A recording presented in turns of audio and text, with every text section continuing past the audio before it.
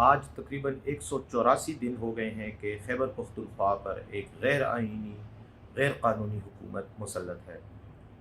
P D M کی 13 جماعتوں پر مشتمل یہ حکومت مکمل طور پر مولانا فضل الرحمان صاحب کے کنٹرول میں ہے۔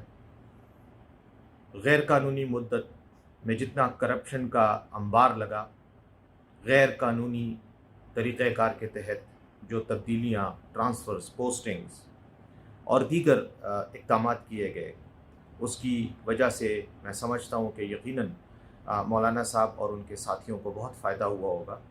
لیکن اس میں صرف مولانا صاحب اکیلے ہی ان جرائم میں شریک نہیں ہیں۔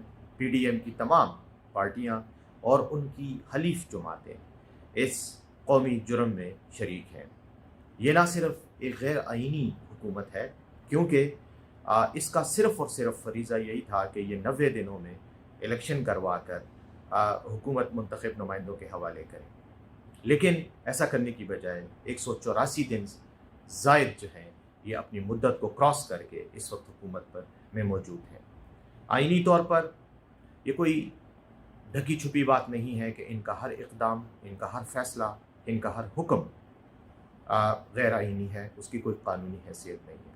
چلیں خیر، انشاءاللہ عوام کی حکومت آئے گی، منتخب نمائندوں کی حکومت آئے گی، اور ایک دن آئے گا جب ان کو ان اقدامات کا جواب قوم کے سامنے دینا ہوگا۔ آئین کی پامالی، قانون کی پامالی اور جمہوری اقدار کو روندنے کی جو حرکات ہیں، ان کا حساب ان کو دینا پڑے گا۔ لیکن ساتھ ساتھ ظلم کی انتہا یہ ہے کہ ایک تو یہ غیر آئینی اور غیر قانونی ہے، کرپشن کے انبار تلے دبے پڑے ہیں، لیکن اس کے باوجود انتہائی بے شرمی سے پاکستان تحریک انصاف کے خلاف کریک ڈاؤن کر رہے ہیں۔ ہر روز ہمارے منتخب نمائندوں، ہماری پارٹی کے تنظیمی عہدیداروں اور ہمارے کارکنوں کے گھروں پر چھاپے مارے جا رہے ہیں۔